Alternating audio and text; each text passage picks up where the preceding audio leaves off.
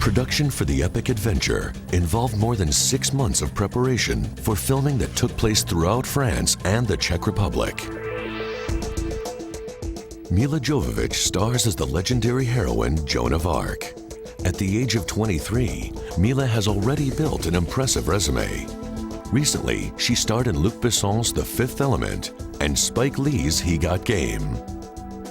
To pull off the complex and demanding role of Joan, she completely immersed herself in the character. A tremendous amount of research went into the making of this film, even before shooting began. We explored the authentic 15th century locales where Joan lived, fought, and ultimately died.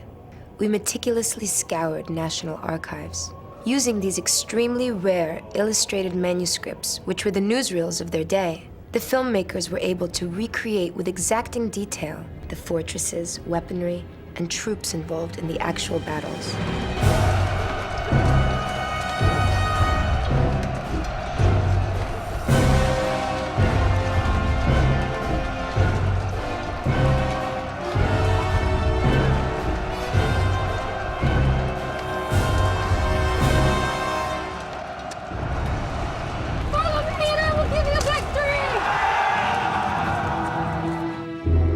The filmmakers' research unearthed a wealth of information about Joan of Arc. The deeper they dug, the more real she became. I think a lot of people's image of Joan of Arc is very one-dimensional. There's not a person there. She's just an icon. And yet there's an abundance of actual historical documentation available. If she had remained a simple peasant girl her entire life, we would never have heard about her. But she had an important role at a specific moment in history, and she was considered an angel. In these idyllic fields, Joan played as a child. Born in the tiny village of Domremy, the daughter of a farmer, her simple peasant beginnings are a striking contrast to the historic fate that would befall her. God sent as an illiterate peasant to carry out such an important mission. Do you think that God made the right decision? To take an ignorant girl to save the kingdom of France? I leave that answer to God. Joan grew up in 15th century France, at a time in history when the class system was extremely rigid. It was truly amazing that a girl of such humble beginnings was able to become a leader of her nation, especially as a young woman. This is the house where she was born. In the back of the house, there is 2 windows where she used to sit and look over to the forest. I'm very proud to be a part of the family of Joan of Arc because this woman has changed the history of France and the history of the world. Joan began to experience what she believed to be divine visions. My Lord. This teenage peasant girl believed she had been chosen to lead her country in a battle against the English. At first, Joan was shocked by the voices and kept them to herself. But eventually, her extreme faith led her to follow them.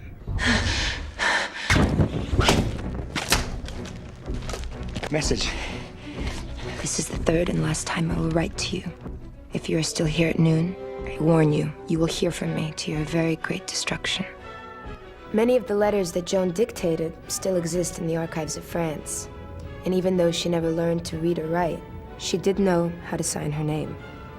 We found her actual signature in the archives of France, exactly as she wrote it 570 years ago.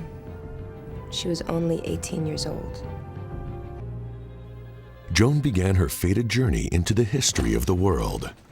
Passing through this very gate at Vaucouleurs, she headed to Chinon, requesting an audience with the Dauphin of France.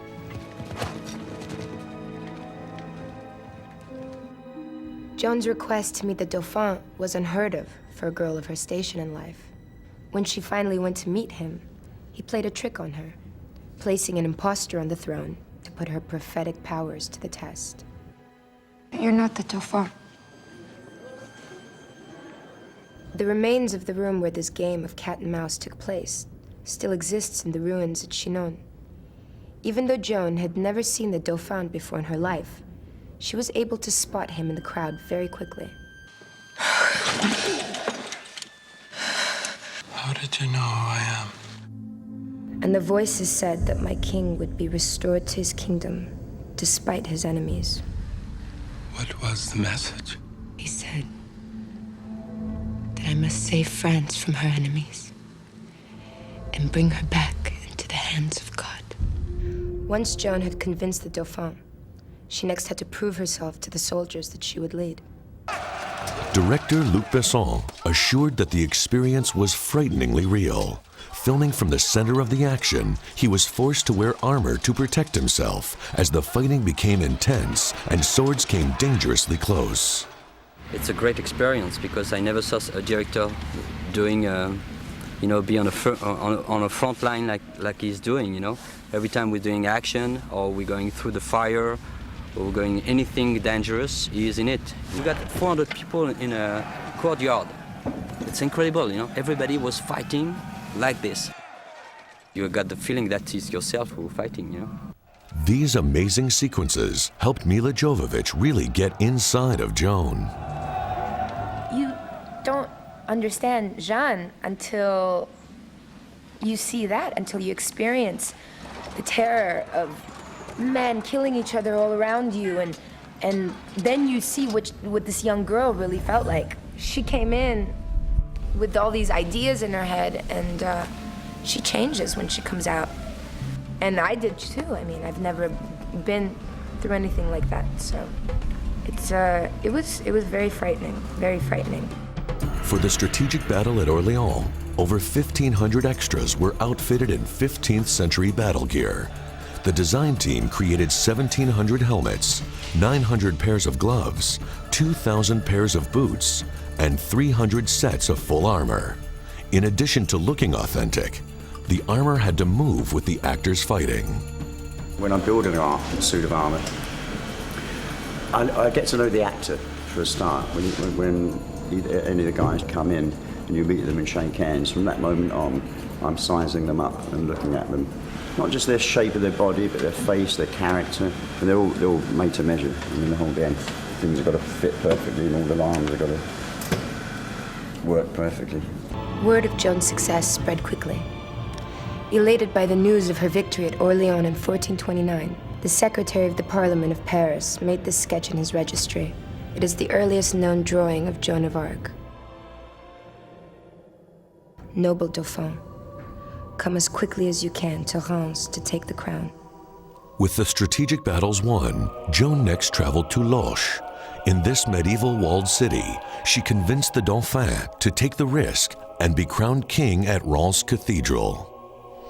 Historically, Reims Cathedral is a significant place because all French kings were formally crowned there in a spiritual ceremony, anointed by God using sacred oil. Building began on this spectacular cathedral in 1211 and continued throughout the 14th and 15th centuries. Almost destroyed several times by fire and war, the imposing edifice nonetheless survived to see 25 French kings crowned within its walls.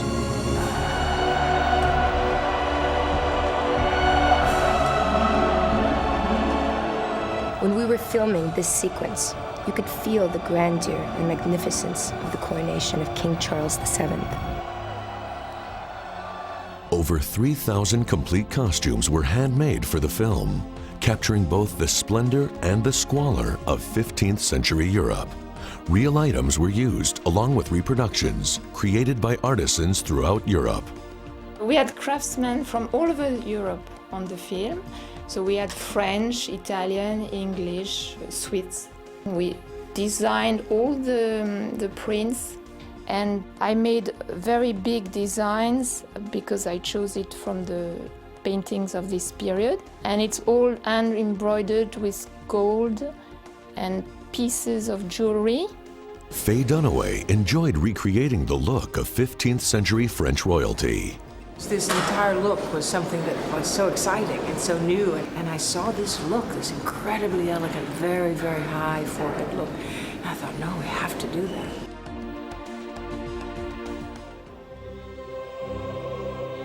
Film composer Eric Serra has collaborated with director Luc Besson on all of his pictures, including the recent blockbuster The Fifth Element. Luke has a very precise idea usually of the role the music has to play in each scene. So he explains to me what the music must bring in terms of emotions. Then I'm completely free to do what I want in terms of music. Shall we come and listen? For Joan of Arc, he mixed modern synthesizer sounds with traditional choral and orchestral music to create a unique score for the film. And the fact that we've been working together for such a long time now, I understand what he wants, I understand what he likes. I like to really be inspired by what I see on the screen.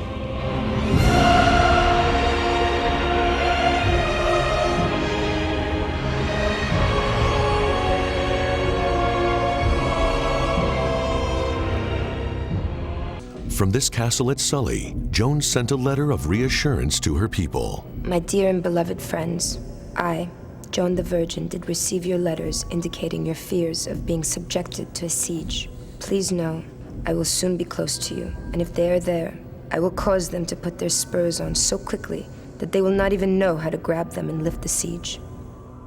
We visited the room where she wrote this letter. The 50-foot-high ceiling, which was constructed without a single nail in 1385, remains intact as an impressive example of medieval craftsmanship. It was the last place Joan was to feel freedom. After the coronation, Joan was more beloved than ever by the French people, and King Charles feared her growing influence. We are, of course, enormously grateful for your past efforts, but now your task is done. She soon found herself in the hands of her enemies. I want that girl burned. Rouen, the small medieval town where Joan of Arc was tried and condemned to die, was the site of many public executions. The filmmakers were haunted by the memories that still exist in this location. We had the Latin transcripts of her trial translated to English. Much of the dialogue in the film is taken verbatim from these transcripts, and it lends these scenes a chilling reality. Justice was certainly not served in Joan's trial. Her accusers gave her no advocate, and she was forced to defend herself. Ironically, the prosecuting attorney's bill still exists in the French archives. This girl is a witch, and tomorrow she will burn for it. At the age of 19, just 2 short years after her audience with King Charles, Joan of Arc was burned at the stake as a heretic. To prevent any idolatry rising around Joan's remains, her ashes were scattered into the river and floated out to sea. Manipulated and destroyed by the powerful leaders of her day, Joan was later vindicated, canonized as a saint by the same church that had condemned her 500 years earlier. I am 98 years old. My name is Mrs. Jean de Alda Dulis. It is a name that gives me great pride because the Aldas are descendants of Joan of Arc. All my children and grandchildren venerate her enormously. For me, it is a great happiness. On the world stage for less than 24 months, her spirit has endured for almost 6 centuries. Joan of Arc has been called everything from a savior and a saint to a heretic, witch, and fanatic. But historians all agree that she was an incredibly courageous young woman who fought for her faith and held to her convictions. The more I found out about her, the more inspired I became. Today, more than 500 years after her death, Joan is admired as a symbol of faith, courage, and strength. She will continue as a role model for generations to come.